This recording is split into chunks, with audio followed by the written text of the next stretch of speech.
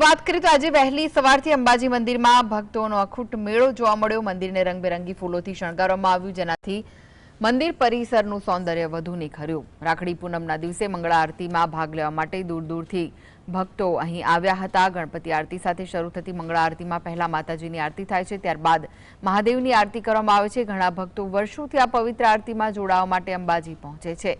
ભક્તોના જણાવ્યા મુજબ આરતીમાં હાજરી આપવાથી તેમના મનને શાંતિ અને શક્તિ પ્રાપ્ત થાય છે। અંબાજી મંદિર પ્રશાસને ભક્તોની ભીડને નિયંત્રિત કરવા માટે યોગ્ય વ્યવસ્થા કરી છે, જેથી દરેક ભક્ત સુરક્ષિત રીતે દર્શન અને આરતીનો લાભ લઈ શકે।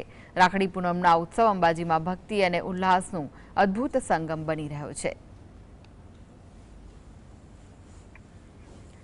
તો આજે બળેવ પૂનમ તરીકે ઓળખવામાં આવે છે। રક્ષાબંધનનો આજે પર્વ છે, નારિયેળી પૂર્ણિમા તરીકે પણ ઓળખાય છે, શ્રાવણી પૂર્ણિમા તરીકે પણ ઓળખાય છે। ત્યારે અંબાજી મંદિરને પણ રંગબેરંગી ફૂલોથી શણગારવામાં આવ્યું છે।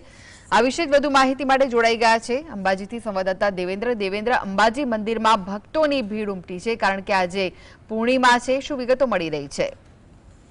ચોક્કસપણે કહેવામાં આવે તો આજે રક્ષાબંધન છે અને રક્ષાબંધનના પર્વ નિમિત્તે આજે અંબાજી મંદિરમાં પણ મોટી સંખ્યામાં ભાવિ ભક્તો પહોંચ્યા।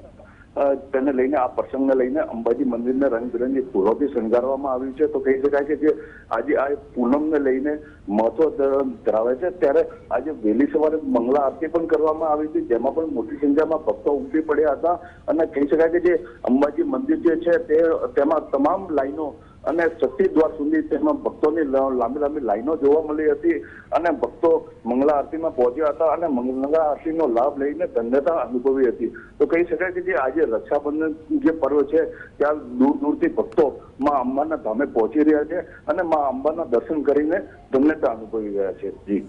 જી આભાર દેવેન્દ્ર, માહિતી આપવા માટે।